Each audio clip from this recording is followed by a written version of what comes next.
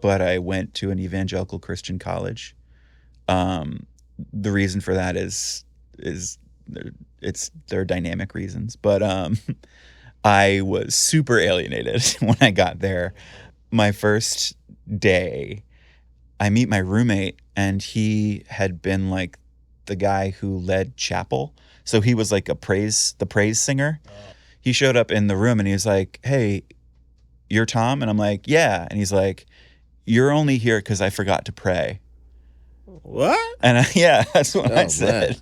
I said, "What?" And he was like, yeah, no, I was supposed to have a roommate in the fall semester, but I prayed to have a single, and that guy wound up joining the Marines."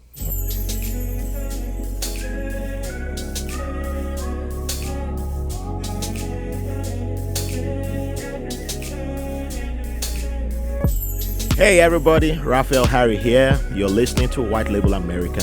On this show, we dive into unique and diverse origin stories from immigrants and allies.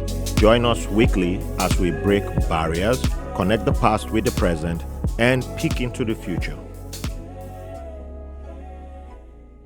Welcome to another episode of White Label American. Thank you all for being with us. And thanks for sticking with us from day one to year 6 of this podcast. I'm your host, Raphael Harry, and it's a pleasure to bring you each episode.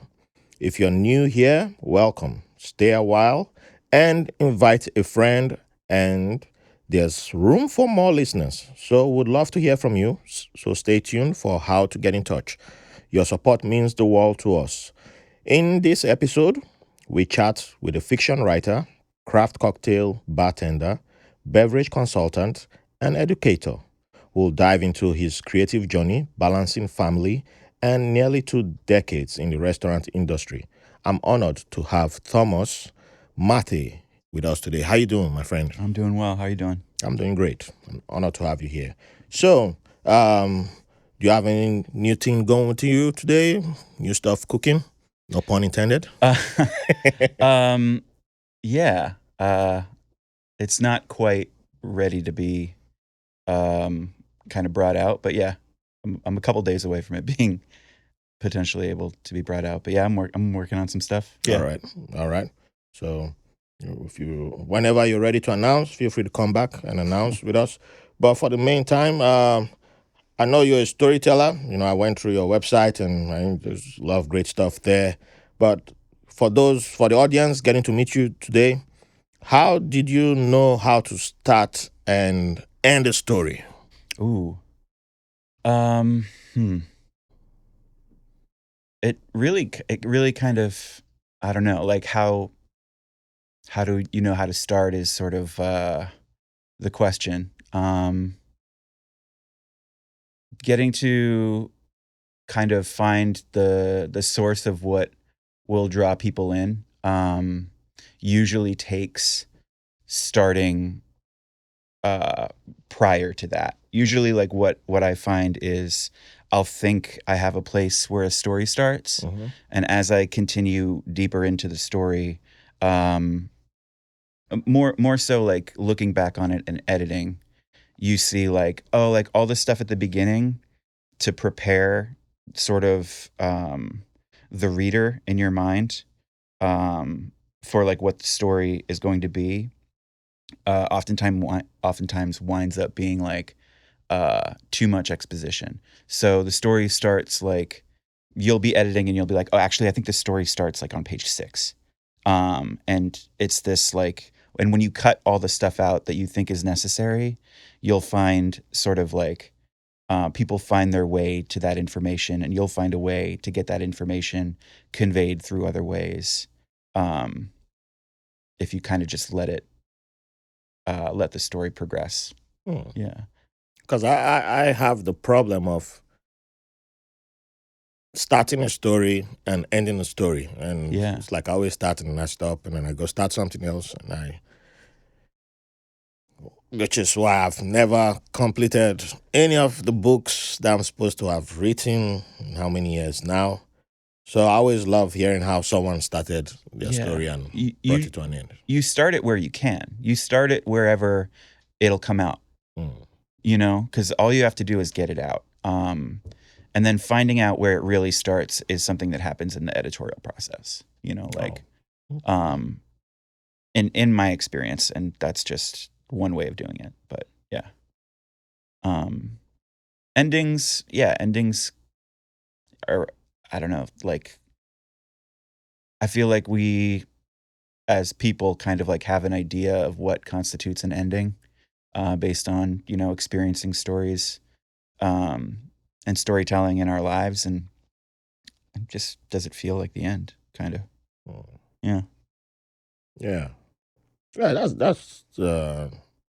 that's an excellent point about us having a picture of what an ending is, Mm. and then sometimes life throws the ending at us Yeah. from what we had in mind. So, yeah, I think I need to remind myself about that. And for those listening, if you have a different interpretation of what the ending should be in a story that you've been writing or are writing right now, yeah, feel free to let us know Yeah. and use the feedback option on the website. And let's see. So, you're a family man and husband with kids. Mhm. So, how have you managed being a family man with your career? And do you borrow inspiration from time spent with your loved ones when it comes to storytelling? Hmm. I mean, time spent with my family, uh, and not wholly. Not it's not. I don't necessarily draw inspiration from that. Um, in terms of like, uh, whether like it's like the finding of the balance of being a husband and a father, and wanting to pursue creative things. Um, it's really a matter of taking care of family, taking care of being being a husband, being a father, and finding places to get the storytelling in, the writing in. Um, I've spent a lot of time. Most of the novel I'm currently working on was drafted on the Notes app of my cell phone, uh, on the subway or on break at work. Mhm. Um, Sometimes it's if there've been a couple of instances where I've like been awake when no one else is awake in the house, and I'm able to get a little bit done, but I'm usually pretty exhausted at that point, and the stuff that comes out then isn't super um, coherent when I look at it later. Um, but yeah, I know that feel because when I'm exhausted and I try to write stuff down, it just comes out as scribbles. yeah. When I was younger, it felt like when I was like I would write a lot late at night, and it felt good. Mhm. It doesn't anymore. That's what we call the washed agenda. Shout out to the MCU podcast, University podcast. Yeah, that's where the washed agenda came out from. Mm, But yeah, so sticking with family, mm. we're going to dive into your origins. Okay. And yeah, okay, I'll ask this question first before I get to the other question I was going to ask. So, do you know the meaning of your name and if there's a story behind how you came to have those names? Do you mind sharing? Yeah, I don't mind. Thomas is um, my mom gave me the anglicized version of my name, because I'm the first member of my family that was born in the United States. And I think she was kind of facing a bit of pressure upon moving here to sort of fit in, um, and to not really like cause much of a stir by giving me like uh, too foreign sounding a name. Um, so my name in Hungarian is Tamás, Tomasz. Yeah. Tomasz Máthé. And I am named after the biblical Thomas, Mm. doubting Thomas, which is like, it's interesting.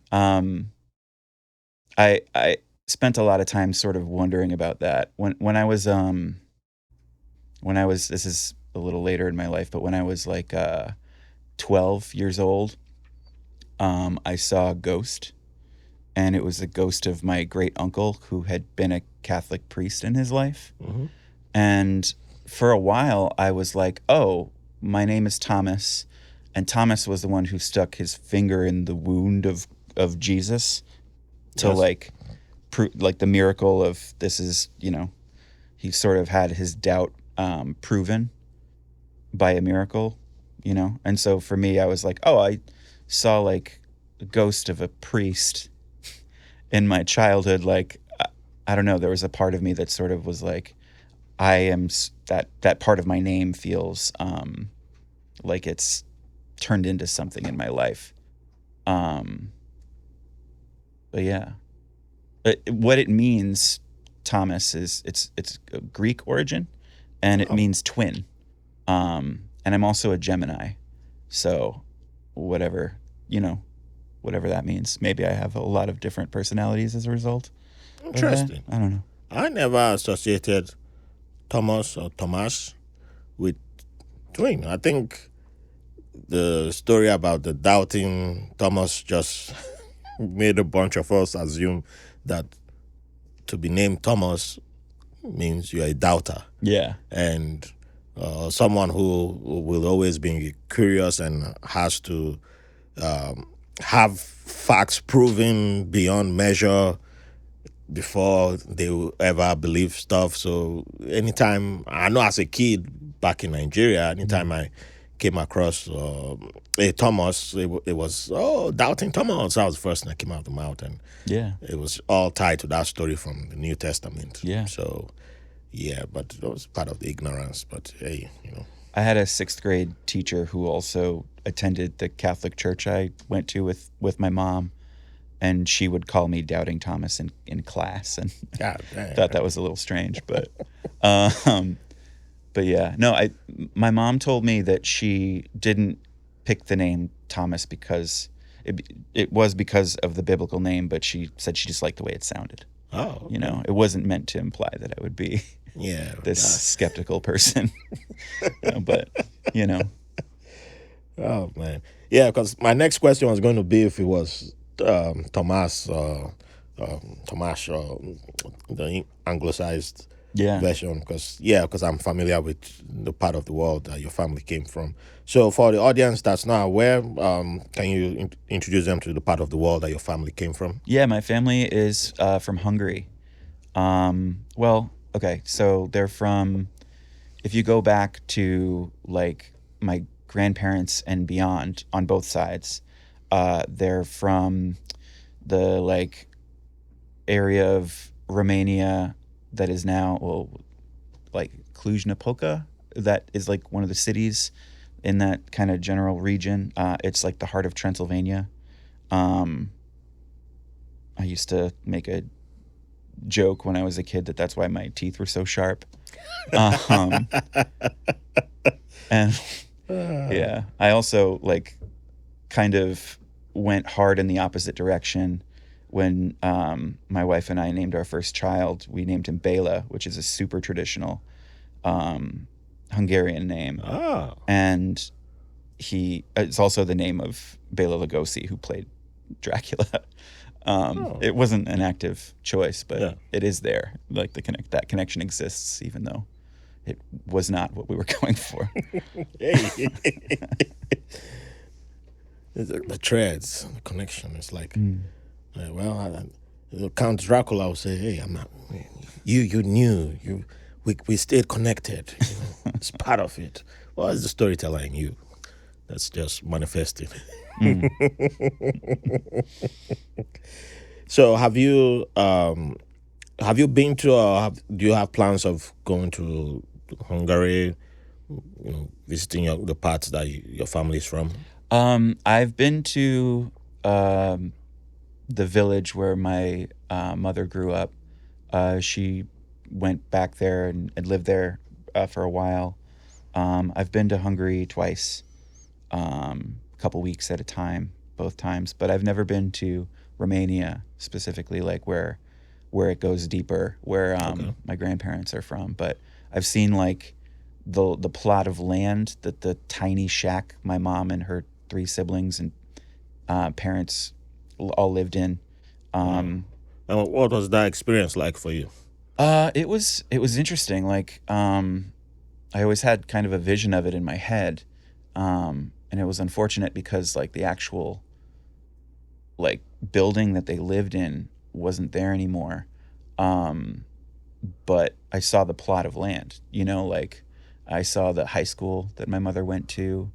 Um, my my uncle Attila, um, who is a chef, an excellent chef, still lives in that village as well. Oh, And it's pretty close to Budapest. It's like 33 kilometers east by northeast of the city. yeah. Um, so you can like take a train out there, kind of similar to like a Metro North type train, or um, but some of the trains I remember taking a train from Budapest to Gödöllő, which is the village where my mom was from.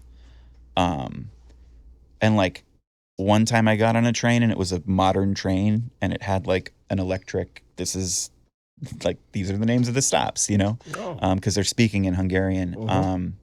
over the over the speaker system. But I wound up going home, or back to my mother's house, kind of late on an old train that didn't have those displays. And I was just like, I really hope that I get off in the right station. Um, but I was lucky because Gödöllő has like, it had an old, I believe, Austro-Hungarian queen's summer house Oh. in the village. And because of that, there's a historical waiting house at the train station for Okay. the queen. Whenever she had to take the train, she Yeah. she would wait in this like house by the rails, um, which I don't know, it's like a Yeah. fascinating Serves thing. as a good landmark. Yeah, it was there, and I was like, "There's the house. Okay, this is us." Like, oh man, it was scary, but Hey, I mean, when I travel, there's places. It's good to have your landmarks. yeah. That's because if you can't read the language, if you can't understand the language, you go to plan A. That's landmarks. That's the plan B of all plan Bs. It's Yeah. like because I grew up at a time when we didn't have MapQuest, we didn't have the Google Maps, so Yeah. when you ask for directions, somebody will be like, "Oh yeah, go 5 stops. You see the yellow house. That's the only yellow house on that street. You can't miss it. Yellow house. Then you're gonna make a left. Then you're gonna see the biggest mango tree. And it's the largest. Like, oh, okay. And so you keep going. Like, wait, is this mango? That the mango tree? That's like I've walked past 5 mango trees. Is it this one? No, it's just. Then you go say, oh, that's a huge mango tree. That's what we're talking about. Okay, so so even now that I just have some landmarks that I just I keep storing them in the head, and sometimes when I talk to my kid, she still hasn't been able to officially. She's getting to the point she's beginning to read officially, but she's not there yet where she's reading all the signs. So I started with the landmarks, like when you see this building, this building. When you see this stuff, whatever you call it, you have a name for it because she has names for everything. So what's the name for this? So when you see it, you know where you're going. So like Barclays Center is Liberty, the Liberty basketball team. Because like, yeah, girls playing basketball, right? Yeah, that's the girls basketball team. And, I shout defense. So, okay, so when you see that, okay. So she starts picking her the landmarks slowly but surely, and little by little, you figure out. their stops because Yeah. when I was that age, I remember there was a day I can't remember what exactly happened, but I was like one of the last two kids left at my elementary school, and it was a school owned by the police.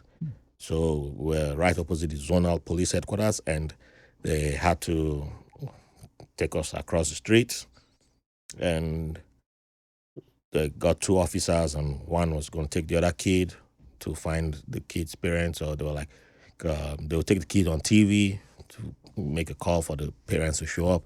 And I was like, well, I know my way home. And they were like, you're in elementary school, like, you sure? I was like, yeah, I know my way home.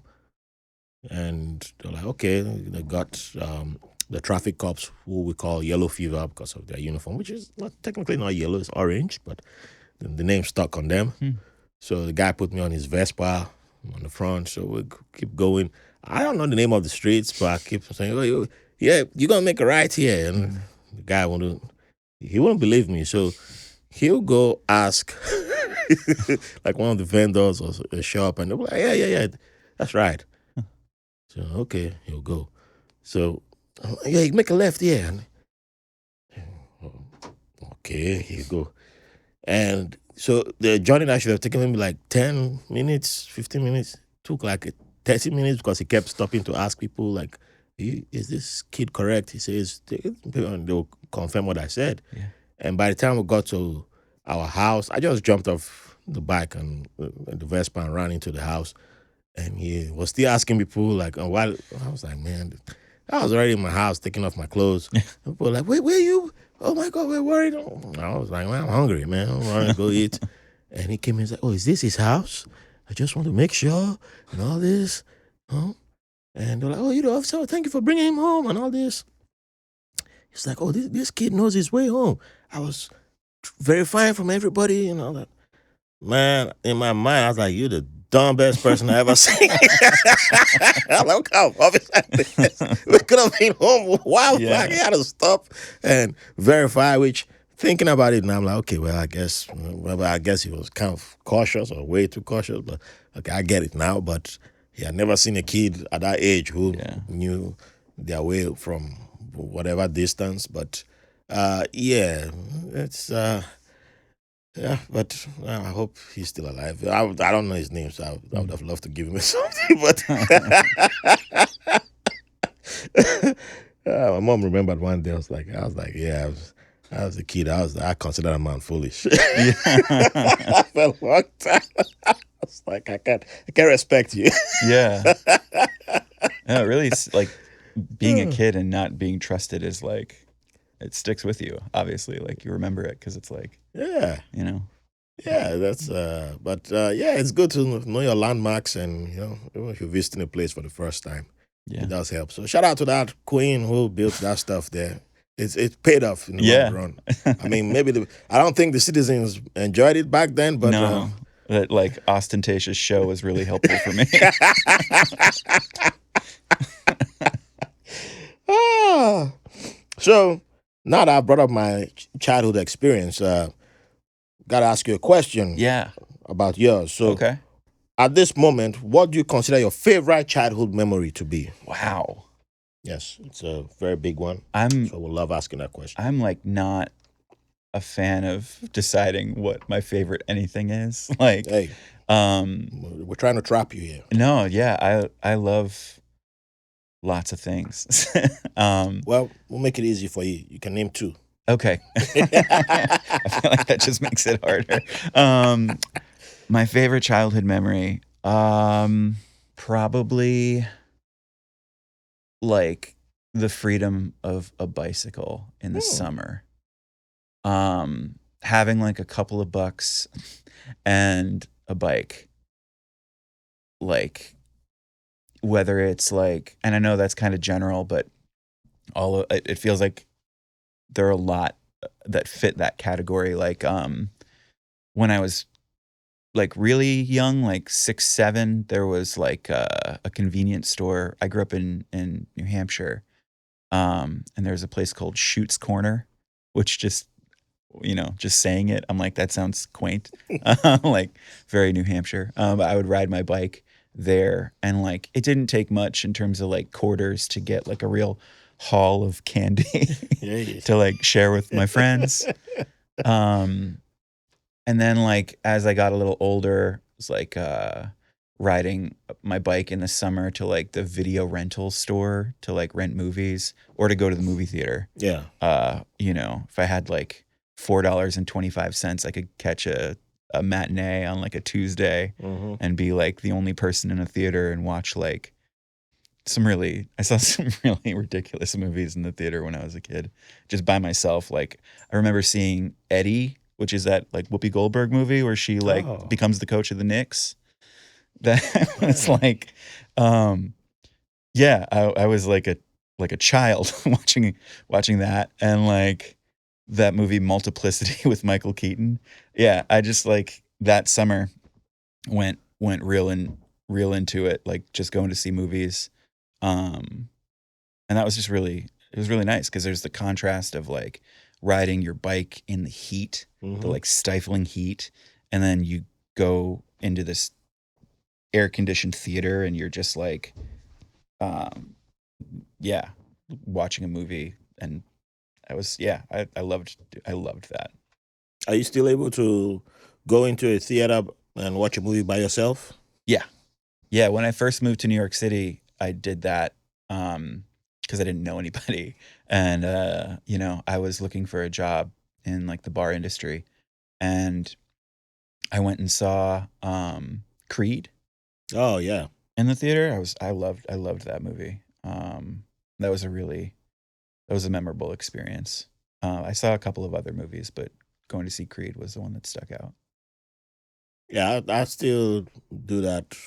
Yeah, well, sometimes I go and I'm surprised there are people there. But like there, I saw Creed. There were, there were people. It was a Thursday night because by then I started going to the theater on Thursday nights. Uh-huh. So it's like, oh, the Thursday night I can watch movies. All right, I'm down with that. And then some Thursday nights, like, dang it, everybody's here. You're all on the same plan like me. Yeah. And then some days you go on a Tuesday and whoa, nobody. It's just me. All right, Yeah. we do this. But yeah, so I can see how you and storytelling, I started having this relationship because yeah, you were creating memories and stories. I can see how Mm. stories were seeping in. So, what was the first story that you recall ever having an impact on you? Ah.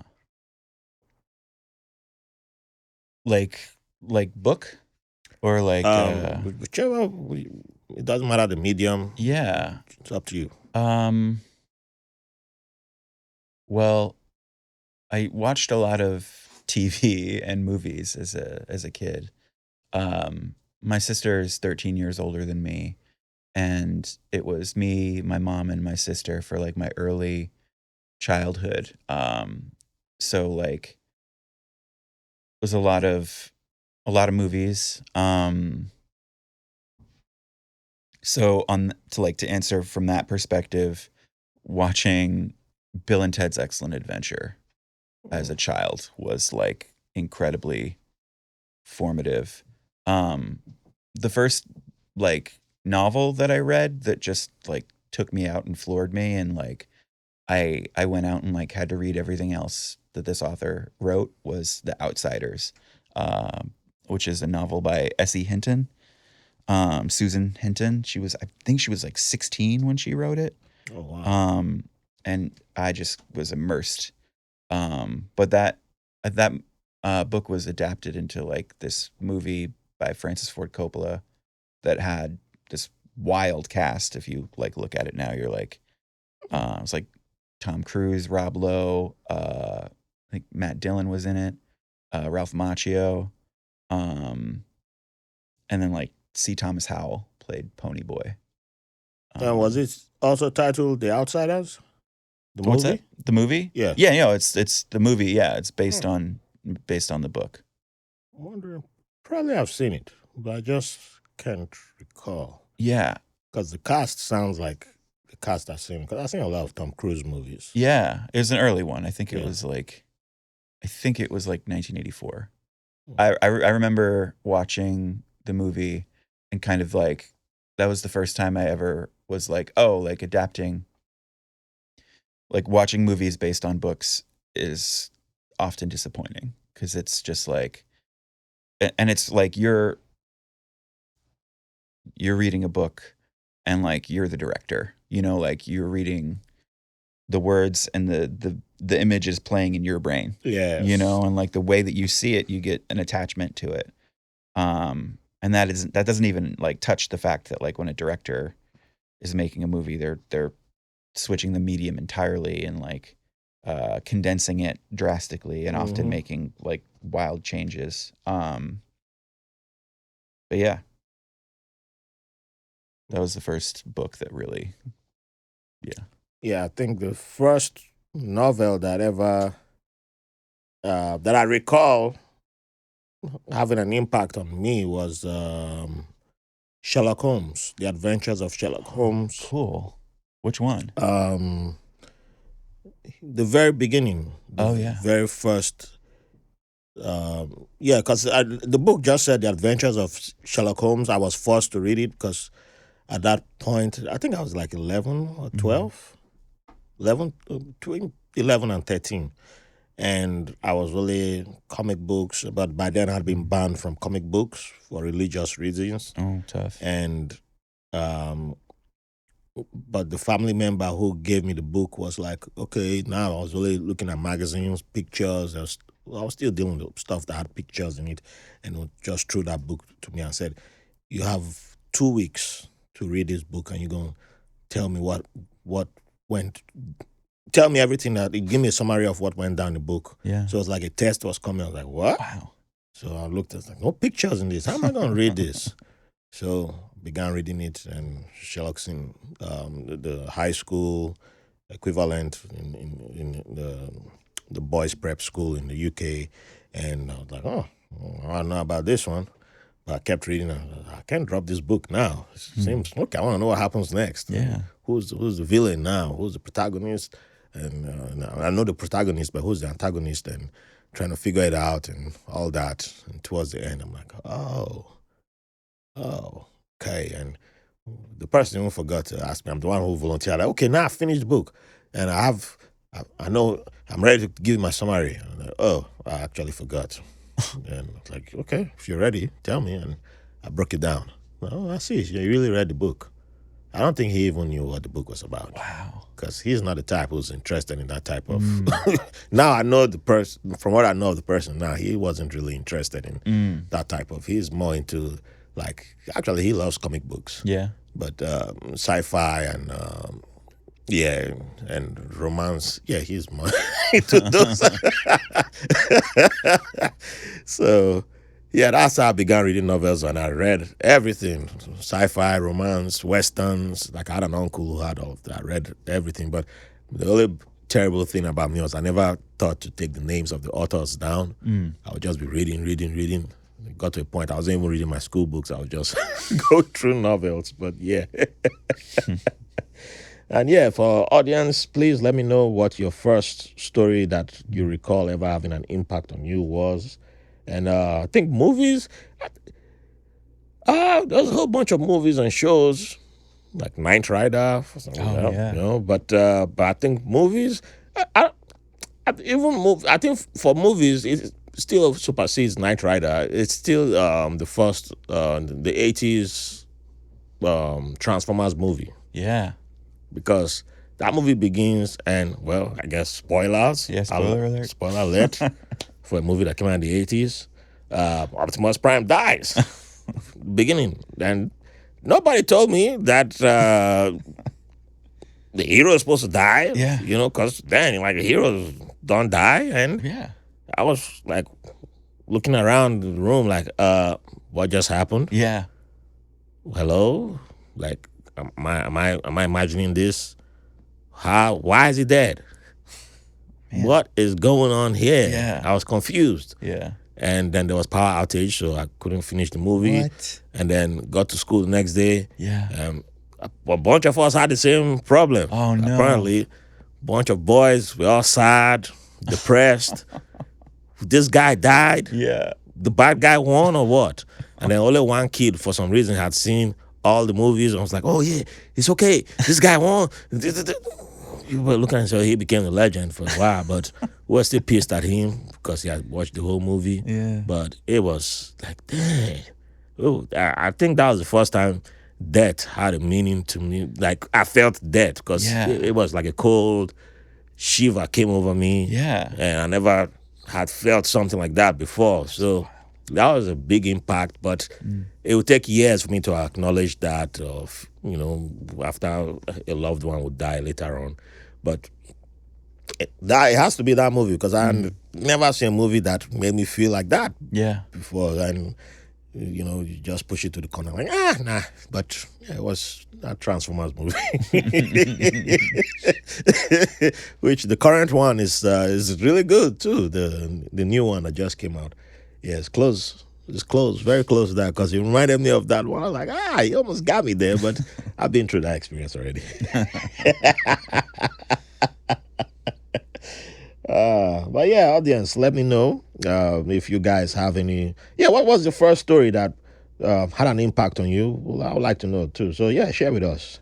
So you, by the time you go to college, you picked a medium for storytelling that was different from the way you began storytelling. So how did you settle on that medium that you started using in college? Yeah, when I was like a real little kid, I made comic books. When I was in middle school, I wrote a novel, and it was terrible. Because it was just like me writing a story where all the stuff that was terrible about middle school wasn't happening, and it's like, oh, this book doesn't have any conflict in it, so it's just a boring read.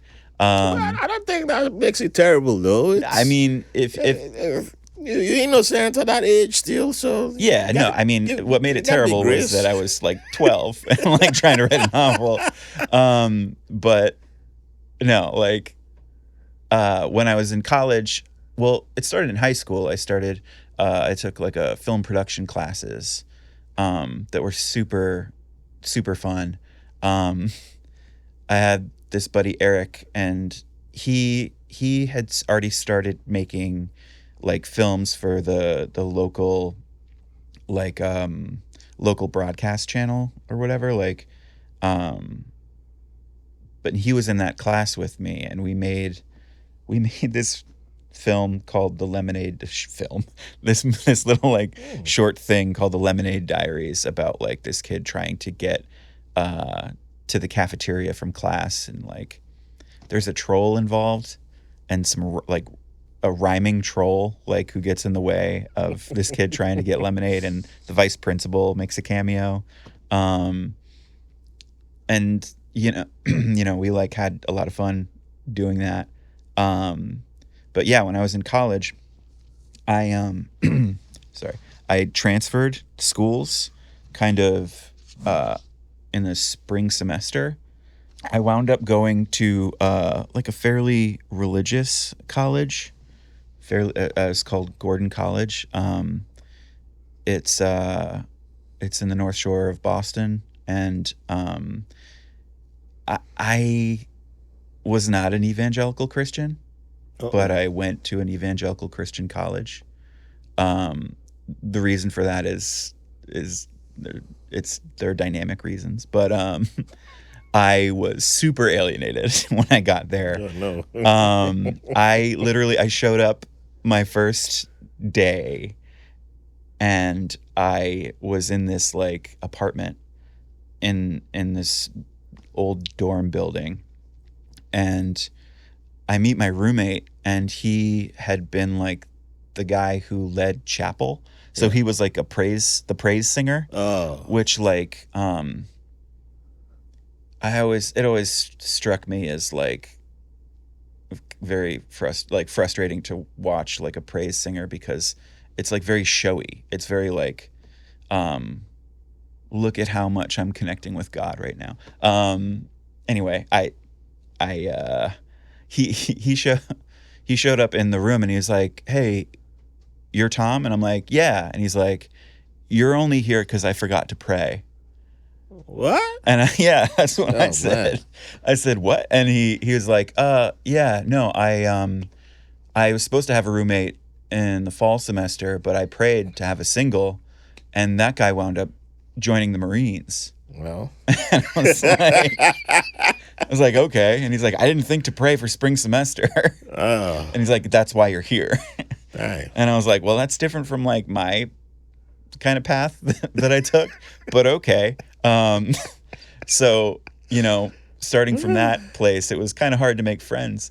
Because I was just like, what is this place and where am I? And how do I like meet anybody? There's like suddenly every interaction I had with people felt like it could go terribly south with like in ways that I wouldn't be able to predict, because that was like such an unpredictable introduction to that place. Mm-hmm.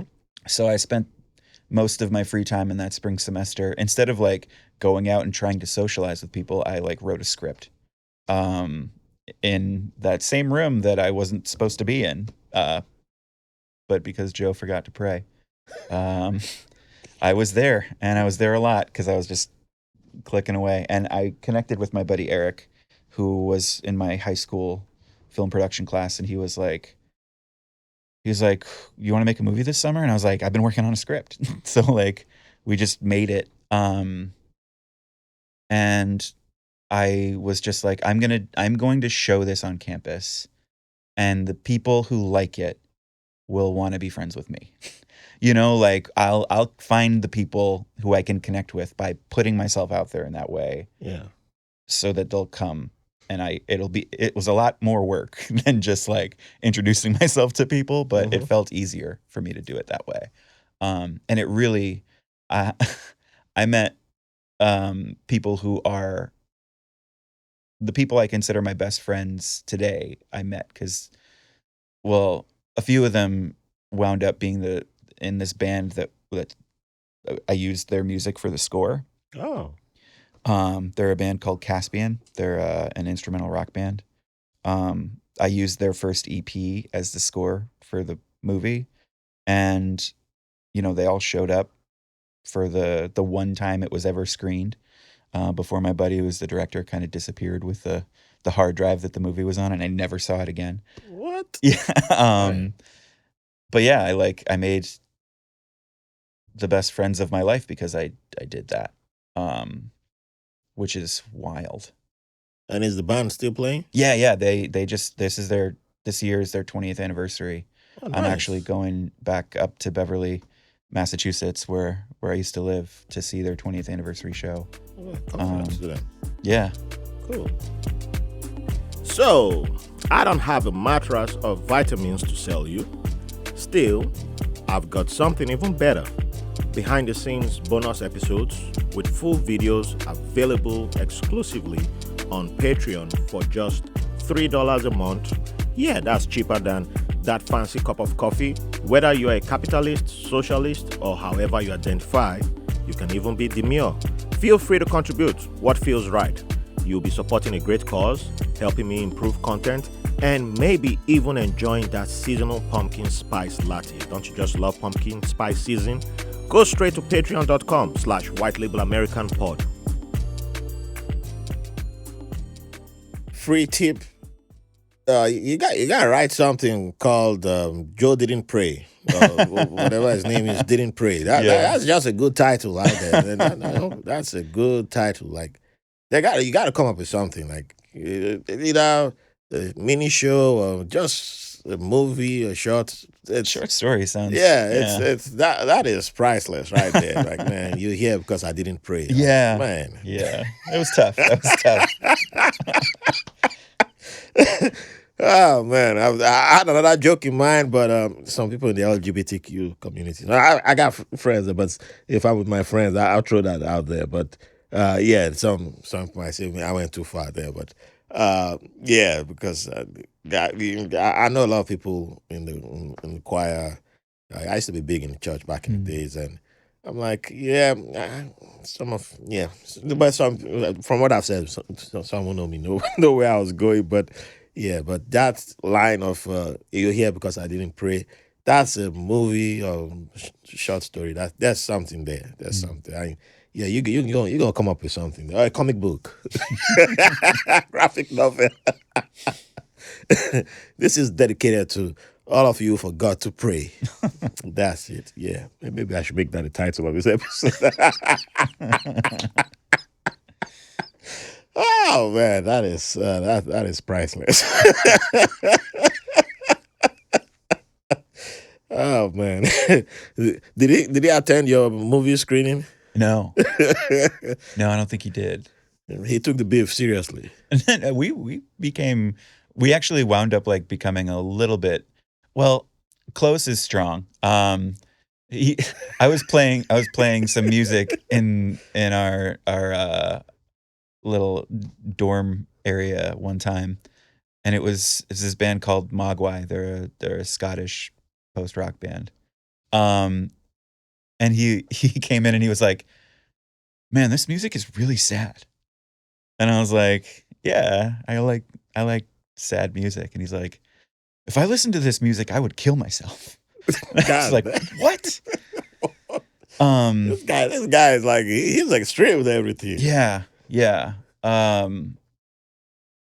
But yeah, I mean, there were a couple of moments where, yeah, now I'm struggling to remember what they are, but maybe it was just doing the best to kind of get through it. But Oh man, people gotta write you now. Let me know if you ever met someone like that who just hit you with a great one line like that. You know, yeah, now I have to start thinking now because that one liner, yeah, it wasn't a nice welcome, but that's a priceless one line. yeah, It's a great yeah, one line. yeah. I wonder if he like had rehearsed it. If he was like, it's like, what am I gonna say to this guy? I'm Oh like, oh, I'm man, gonna bring up the prayer thing. oh man, wow, Well, like wow. one of the okay, just to kind of paint like what this place was like. Um, he and another like basically we had an apartment in this dorm, so it was like we had a living room and a kitchen and a bathroom, and then two little rooms like bedrooms off of it, and each bedroom had two people in it. Yeah. So I was in a room with Joe, and there was this guy Phil and this guy Jim, and Phil and Jim were like really, they were nice. They were cool. Like Jim was particularly sweet. But Phil and Joe would have what did they call it? They would call have like righteousness offs where they would pray for different things that Oh, like where one of them would happen. Like they'd pray about like the weather. Like one of them would pray for it to snow and the other one would pray for it to be clear. golly, And they would keep a tally of who got their prayers answered man. to keep track of who was most righteous in the eyes of God. Uh, Man, it was yeah, this is a sitcom right there, man. yeah. This is a sitcom. It was like I I oftentimes when I meet people who have had like normal ish college experiences, I just kind of like I'll like ask a lot of questions because I'm just like there's definitely a part of me that feels like I missed out on like the college experience, but the experience that I had was unique and formative. And I like who I am, so I guess it worked out. But like I'll definitely like dig into to people and be like, so when you were in college, like what'd you do? Like you have a good time? Like um Because I was it's like, righteous offs? Like, yeah. what is that? Yeah. My brain was good. I was like, I thought I was around a lot of evangelicals until Yeah. I had this one. I was like, man, I'm Coming up. still learning something new. Yeah, those are some interesting games they're coming up with. Yeah. Woo! Oh, man. Wow. Oh, we could do a whole episode on that. But yeah, oh, man, this is amazing. So, well, we have to jump out of there and enter the world of bartending. Okay. And Yeah, because oh man, I'm tempted to stay in your college. Well, it's actually a pretty natural transition. Oh, but Yeah. yeah. So how did you get started in bartending? Well, I met the dudes in the band from making the short film.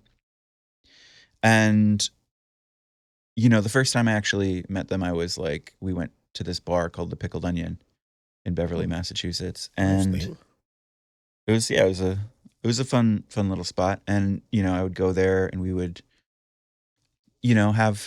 have a couple, like one or two, sometimes three beers if I was really feeling flush with cash, which was very rare. Um, we would play darts and like have conversations, and the conversations were really awesome. And I felt like a lot of who I am as an adult was sort of formulated based on the people that I met through that sort of channel. But I remember being at that bar one night with my buddy Phil, a different Phil, not my college roommate, but Phil from Caspian.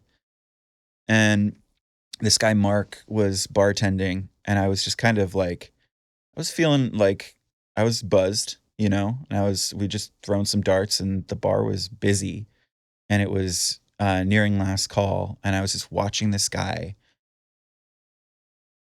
man a busy bar by himself, and just his arms flailing, and like the pouring of multiple beers at once, and the like Hmm. keeping tabs of everything, and watching him just sort of like uh just run that whole show in a way that felt alien to me, because I felt like I'm a person who can't even like, I can't talk to people to the extent that I had to write a movie to meet people.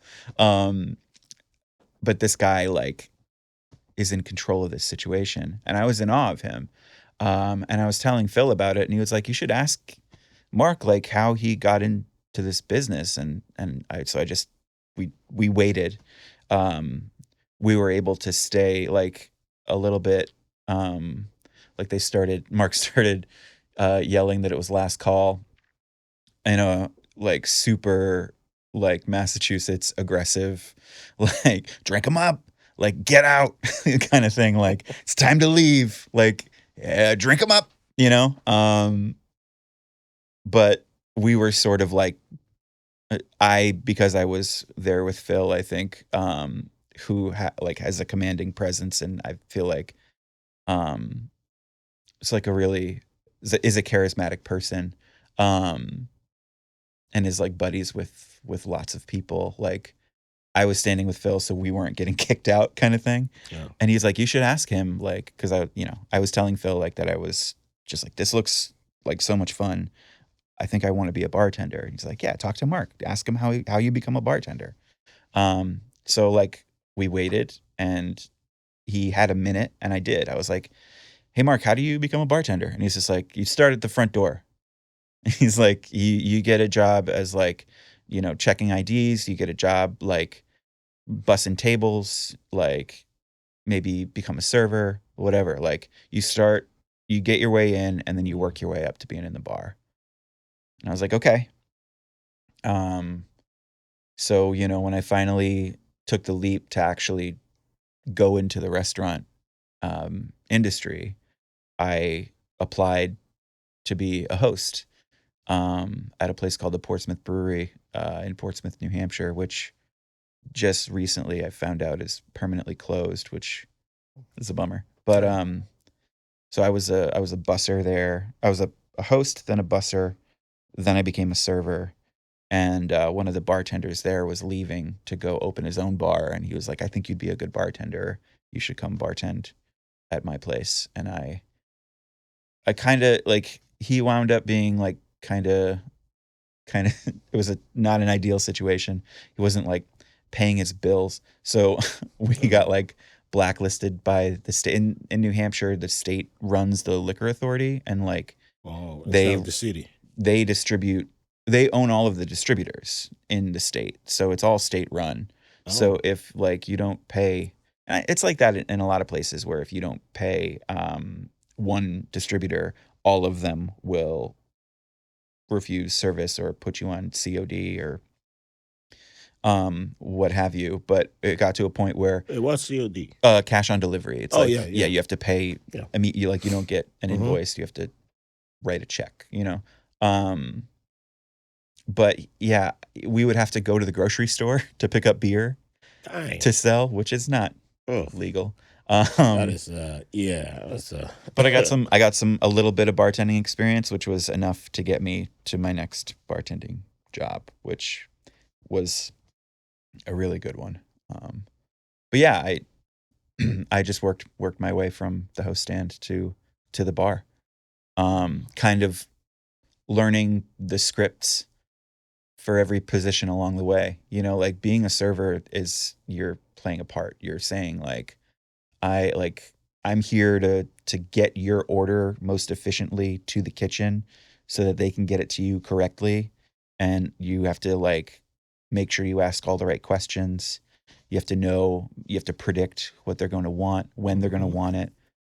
Especially if there are multiple courses, you have to know when to send something, when to fire it. It's all like um, you learn the role, and then as you sort of move uh, upward in that, you learn more tasks and incorporate those into everything else that you know. Um, Hosting and busing experience are actually like pivotal to being a bartender because you're bussing every area where everyone sits, and you're um, recognizing the value of the host as somebody who controls the flow, and oftentimes bars just don't have flow control. So anyway, I got a little in the weeds there, but Oh, that's important. And when you say flow control, that has to do with the crowd, right? yeah, like a host's job in a restaurant is so important. It's like, for me, I think a host and a dishwasher are the most important people in a successful restaurant because Mm. the host basically times everything out. If a host improperly seats a server and gives them two parties too close to each other, the whole flow of getting there on time, getting their water down, getting their drink order, getting whatever food order that they want in, um, all of that kind of needs to happen in a certain staggered way. And if you get sat like a bunch of parties at once, to do that for everybody in a timely way becomes impossible. Mm. Um, and then if you're getting, that server suddenly has to take four orders at once, suddenly they're putting four orders at once into the kitchen, and the kitchen has to like, now the kitchen is working in a way that is not productive because rather than have things come in where they can get done in an orderly way, it's all coming in at once, and it's like an avalanche, and it just is stressful. Ah, So the host kind of controls everybody's temperament, everybody's level of busyness, yeah. and not getting the math wrong on that is it can be disastrous. Wow. That is really huge. I never. That's why you're here, because yeah, that's something that would have slipped past me. So looking back on your years in the restaurant industry, I think you've answered this question in a way, but I want you to directly hit the nail on the Okay, head. sure. Well, no, not figuratively, but what skills do you think? Well, what skills did you not think you had, Mm. but have now developed into, now that you're a pro? So, what skills did you not have in the beginning? I That didn't. Yeah, I didn't know how to talk to people. Hmm. I didn't. It's not that I didn't know how to talk to people. It's that I didn't have the confidence to talk to people. Um, and the more I had conversations with people Yeah. in a setting that was sort of controlled, that was sort of like, um, a lot of it was like in my control, in my power, and a lot of it, wasn't. Like, I can't control who comes into the bar, but I can um, control how I sort of act in that situation. Just getting the reps of talking to people and recognizing, that once I have the knowledge of everything that I need to be in that conversation, that, I'm fully capable of sort of being, of letting myself sort of come through that, at which point it becomes clear that, I can be myself around people. Yeah. And yeah, through like functioning within a script, I learned how to go off book. Mm.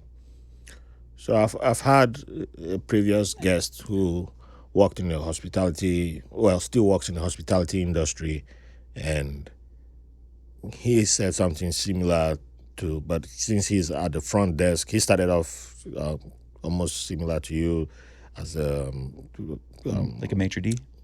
well, well, he did server, but like cleaning the floors, serving, and then before getting to the front desk in the hotel, and then now he's a manager, and he's now also very good at talking to people. And so when it comes to situations where you have that customer, well, I'm saying in quotes, problematic customer, he knows how to diffuse tension and that kind of thing. So in a situation where you have a problematic customer, or somebody the customer is always right. In matters of taste.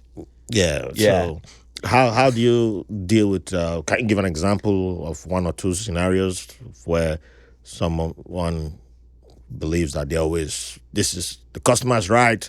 It don't matter what the venue is. You don't have the right to tell me. Yeah.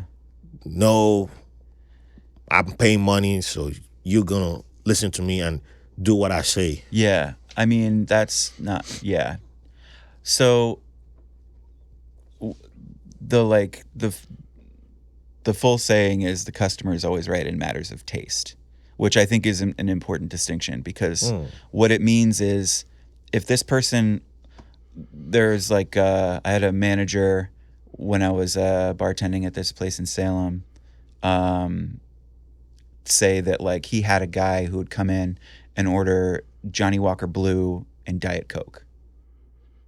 And like a lot of people would hear that and be like, that's a waste of money. Like that's just a very expensive drink that it's going to taste the same as like a Red Label and Diet Coke. Like, what are you doing? But the customer is always right in matters of taste means that guy gets to pay for that if he wants to, and there's no argument about it. It's let people make poor decisions if they feel like it. The customer is always right is a terrible and poisonous thing to actually apply to real life. And like I had some guests who were being taken care of by a company that was affiliated with a restaurant that I previously worked in. I'm trying hard specifically not to name any names of places. Oh yeah, you don't have to name it. But they were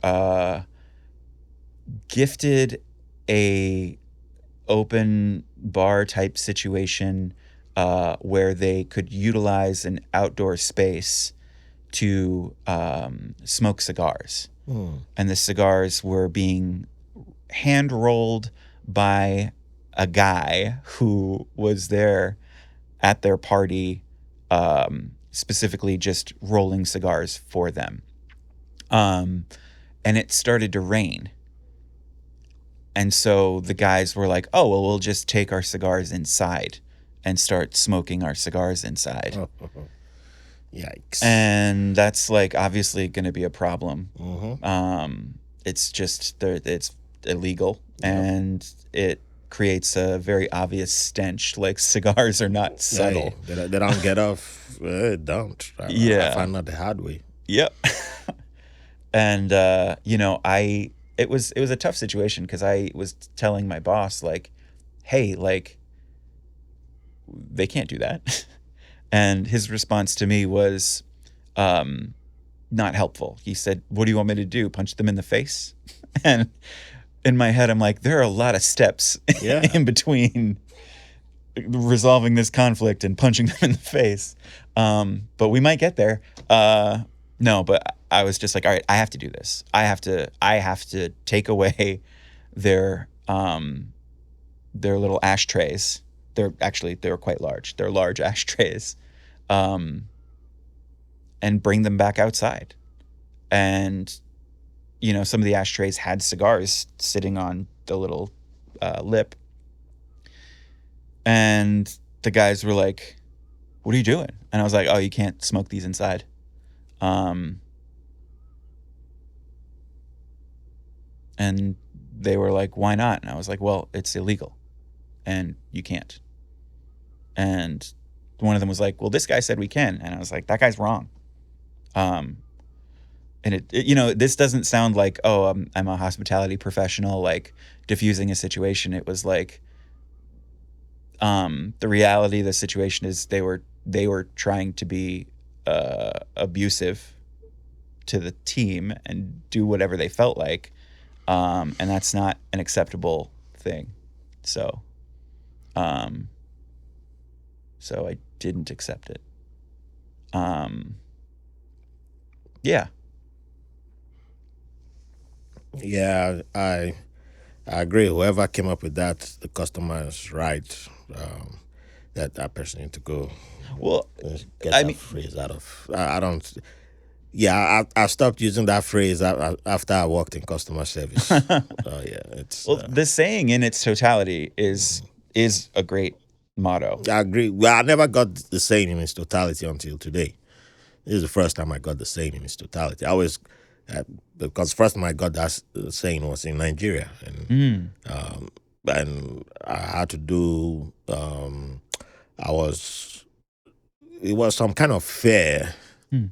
and my elder sister, who's like 16 years older than I am, decided to. She does confectionaries and baking, and she had some baked goods that she wanted to sell at this fair. So I had to go man the store that she had, and so okay, I'm there trying to sell some cakes and um, pies and some stuff.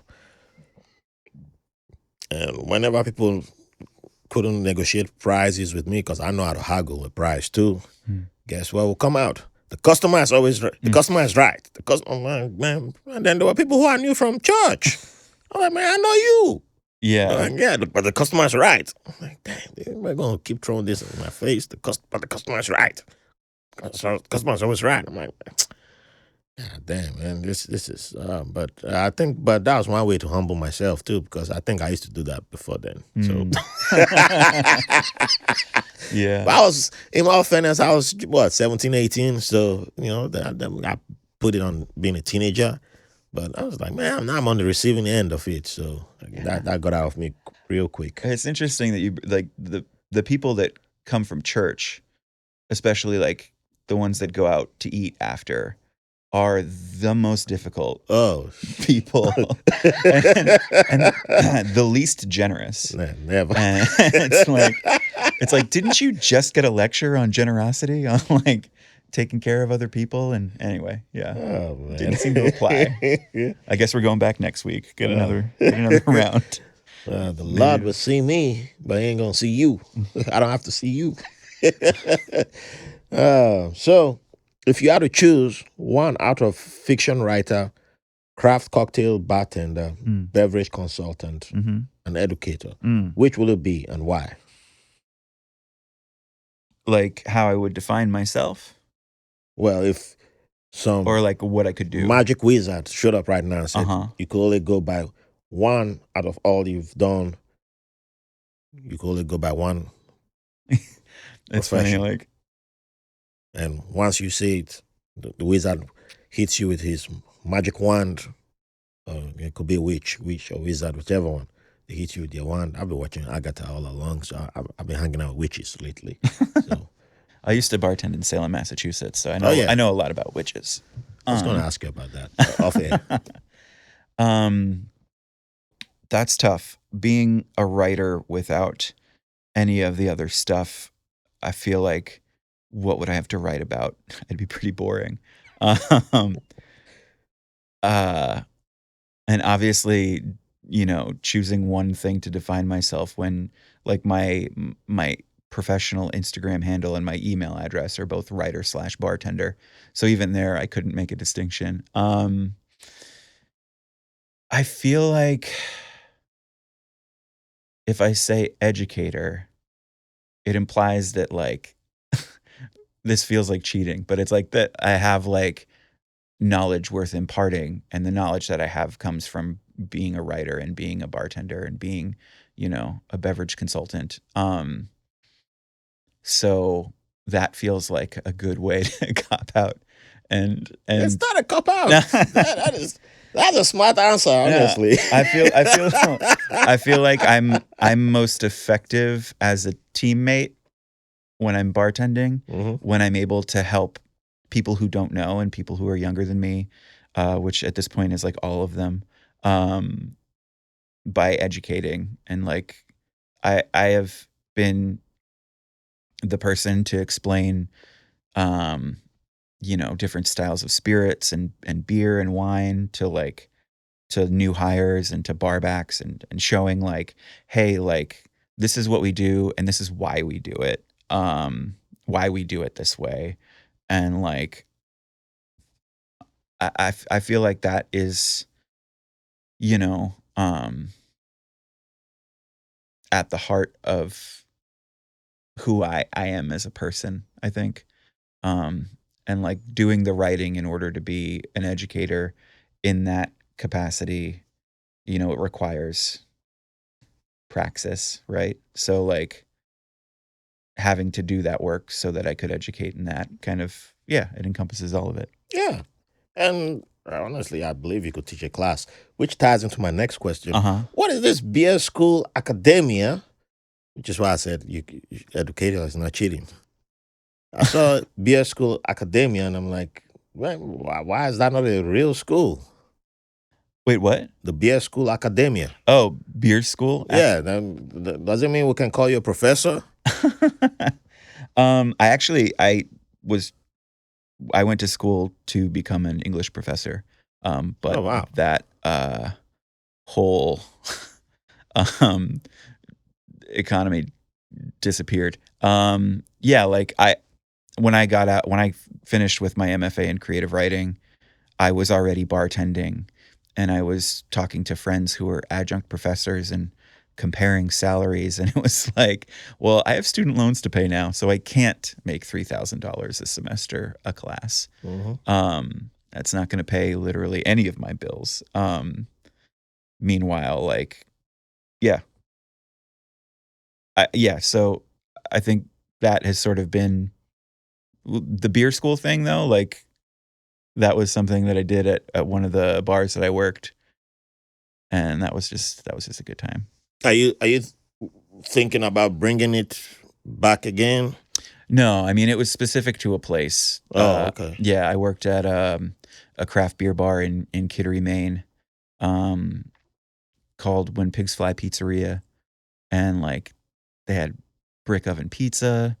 Uh, Chef Ben in the back was making incredible food to go with it, and I was helping the owner pick out different beers to order. And he did something really cool at that spot. He basically said like, we're not going to charge a percentage markup for beer. We're going to add $5 to the cost of every beer, Hmm. and just make $5 a beer, which made some of the incredibly rare stuff we were getting like super accessible to people.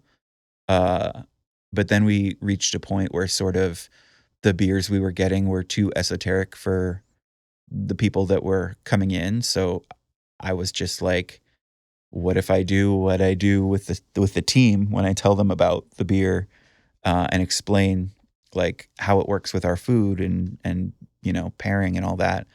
What if I just do that to an audience in our slow season? Hmm. And we wound up doing this thing where we charge people like 10 or $15 to come in and get like sort of like buffet service food Yeah. and samples of beer to pair with that food. And the chef and I would like coordinate.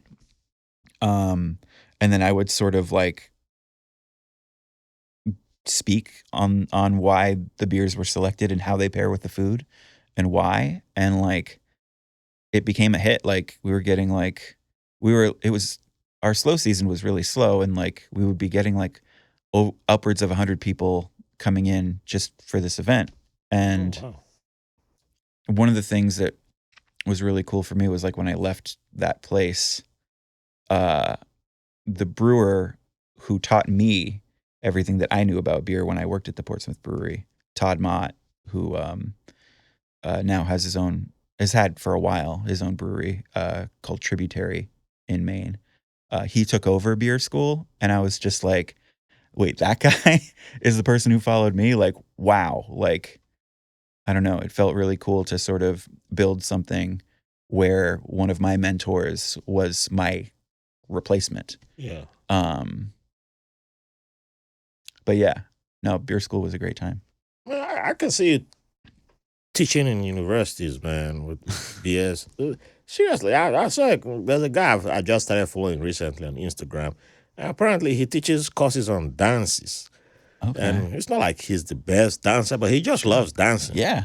And he's able to formulate a course on that. I'm like, so I don't see why you can't formulate a course on beer or spirits. Yeah. I'm like, they take courses on everything now. For So sure. you can tell stories around them. So, hey, there you go, something to think about. Yeah. So, you've given me a lot of your time. There's still questions that I have to save for part two, but there's some questions I got to ask you today Yeah, for sure. before I let you go. So, uh, let's see. So, for someone who's been in the restaurant industry for 16 years or close to 2 decades, I usually ask about cuisines, but it's a little bit tough with somebody like you because I try to trap people with my cuisine question. So I had to think a lot about how to ask this question. So, is there any cuisine that comes to mind right now as the go-to that you recommend to the audience? You've worked in Maine, Yep. New Hampshire, right? Mm-hmm. And New York City. And Okay. Massachusetts. Massachusetts Yeah. too. So, all right. So, what would be the go-to for one of those three places? Um. Okay. Yeah. So if you're on the North Shore of Massachusetts, it's a roast beef sandwich. Okay. That's hands down very easy to answer. Kittery, Maine, you could just go quintessential with a lobster roll. Hmm. Um, but you're generally not going to go wrong with seafood. Um, New Hampshire.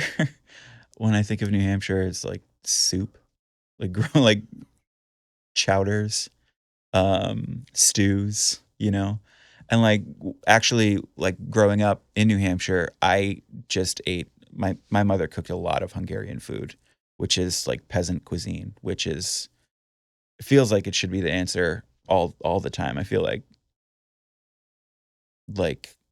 the stuff that people whose joy comes from eating Yeah. because so many things around them are tough is like the best food because that is where energy is being channeled into what can I make that will satisfy me, that will fill my stomach, that will taste good and bring me some happiness in the difficulty. And yeah, like Hungarian peasant cuisine is just it chicken paprikash is like a common thing. I've learned that like goulash is a thing I that was about to ask about goulash. goulash, like a proper goulash. Was there rabbit?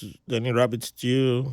Um, I was I've got this old Transylvanian cookbook from this guy who used to be the chef at the Four Seasons decades ago, and like his family is from Transylvania, and like it was like bear's head, What?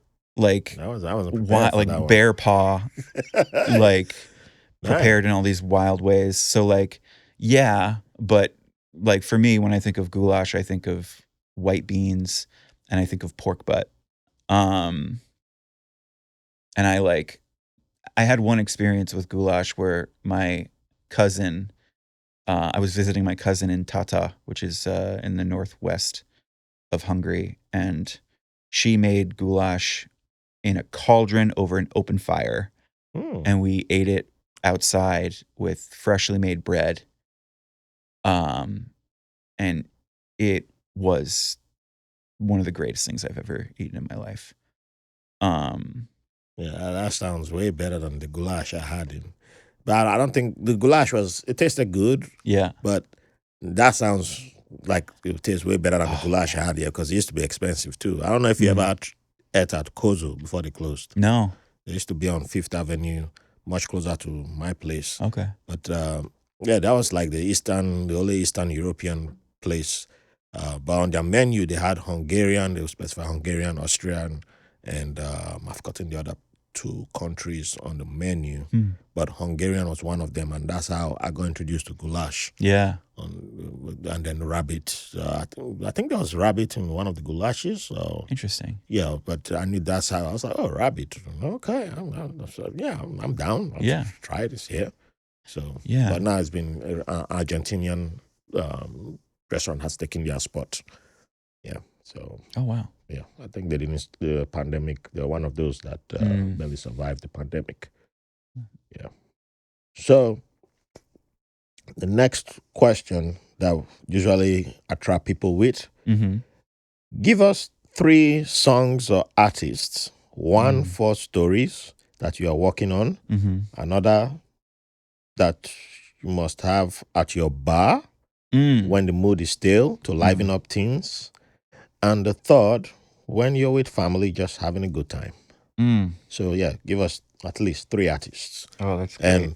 And fun fact, everybody who appears on this podcast is considered a dancer. If you deny that you dance, we stop recording and kick you out of the studio. I am a dancer. Okay. I'm an excellent dancer. There you go. So it's unbeaten streak. So, For writing, yes. it's I listen to, especially when like riding on the subway, noise canceling headphones and ambient music is everything. It helps just to focus. My favorite artist for writing is Stars of the Lid. I don't think I know the artist, but I should check them out. Yeah, I mean it's just very like spacey, droney music. I'm wearing a Stars of the Lid t-shirt right now, actually. Oh, okay. Nice. Yeah. I would say so for the bar, this is fun. It's specifically to like lighten the mood, specifically to like bring energy. Yes. I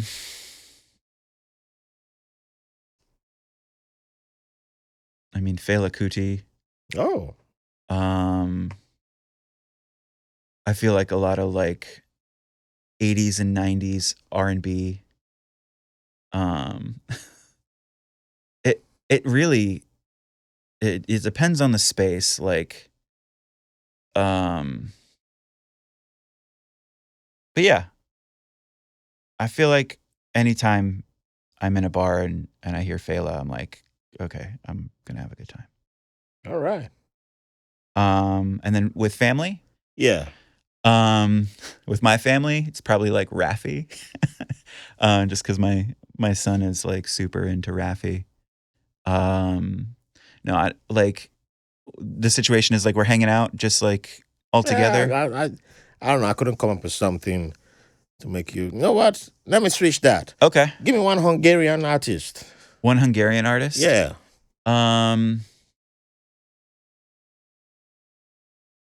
Or Transylvanian, I should say. Yeah. Transylvanian. I mean, So that one in case one side gets mad and they want to write in, I'll say, yeah, get him. Get him. I'll point you guys at him. there is I mean, Bela Bartok is fun. He's a composer, musicologist. He like brought a lot of like folky elements to classical music, like folk music to classical music. That's not the gypsy opera guy, though. Yeah. That's the guy? Yeah. Oh, man, that's one of the greatest experiences of my life. What? I went to his performance at. That's why I was thinking, like, man, Oh that wait, name no, sounds. no, not he's not living. Oh, that's okay. That's not the person then, Okay, because I was thinking of the Gypsy Opera guy who I went to his performance at Lincoln Center in 2015, okay. and man, that's when I was like, damn, this is. I've been to opera in Lincoln Center. People dancing, people like taking off shirts, like whoa. I was like, whoa, whoa. Well, I can't sit down. I gotta dance too. I was like, this what that's called gypsy opera. Oh man, Mm. I'm a gypsy right now. All the other operas, people like, oh, feel like those people just down, sitting down, dancing. I was like, whoa, people with shirts off. Woo, woo, woo. I was like, whoa, this is my kind of opera right here, man. Yeah. Yeah, I want to come back to this, but yeah, I keep forgetting his name, but yeah, because even when he stepped out, I was like, "This is the composer." He was all white shoes, white everything. I was like, "This is like a rock star." Yeah. But I think it was from that part of the world. Nice. I keep forgetting his name, but I think he might be Bulgarian. But Okay. yeah, but he had white, silver hair, but the, the jacket, everything was matching with his hair. I was like, man, this guy's is different. This Nice. is different. And then the ladies dressed in traditional outfit came out singing. I was like, oh, then the drums, the flutes. I was like, okay, this is different. But people were like, yeah, I came from New Jersey, man. Yeah, he's my person. I was like, I'm not used to seeing this at the opera. Like people always sit down like just reserved and just Right. applaud. Yeah. We're dancing, jumping. Like I was like, wow. Yeah. And my friend was like, oh man, are you not feeling it like me? I'm like, no, my feet hasn't been able to stay still. This what this exists. I've been denied of this all these years. Oh man. So yeah, but yeah, Gypsy Opera. I'll never forget about that. Cool. Yeah. There's a Hungarian like jazz guitarist whose name I'm blanking on, and that's slightly embarrassing. But like I have a record of his that is really, it's like excellent. Like I want to say that it's like an attempt to like soundtrack dreams. Oh, Um I think it was recorded in the 70s. Uh man.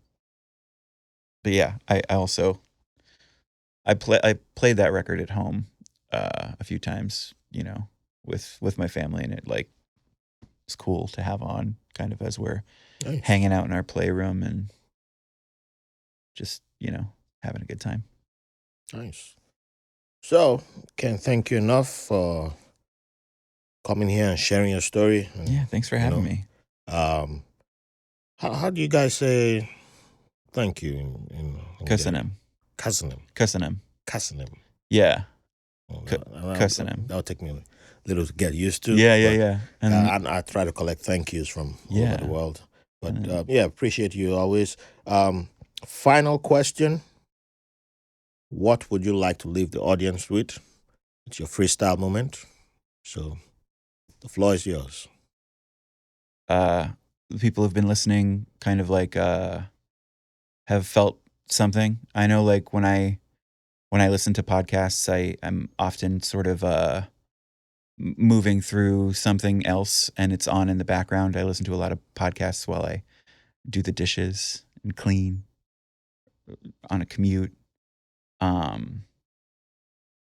But hopefully if there's been a moment of uh elucidation, clarity, about something that you felt, and it requires some inkling of a next step, just do it. Just pursue that thing. Follow it. All right. You heard it from the man himself. So feel free to write in support, cheer us on, give us 5 stars. We appreciate you all. Please let the people know where they can find you and if they want to, follow your work. How can they keep in touch? Yeah. I'm on. My handle is writer/bartender, all written out, a one word. Oh, love that. I don't think I follow you on Instagram. I got to. Yeah. Yeah. And yeah, that's, I don't necessarily post there super often, but I feel like I will be in the coming weeks. So yeah. Yeah, and we'd love to have you back again. So you're always welcome. Thank you. And to the audience, thank you for being with us. 6 years, it's not easy. So keep the Wild. support coming. Share with your friends and check out our merch and donation options. Thanks for being a part of our journey. Thank you for the privilege of your company. Thanks for listening to White Label American. If you enjoyed the show, please give a 5-star review on your favorite podcast app. You can follow the show on all social media platforms. Visit the White Label American website for links for donations, episodes, feedback, guests, merch, and newsletter. Don't forget to download the free White Label American app on the Google Play Store and Apple coming soon. Thank you for the privilege of your company.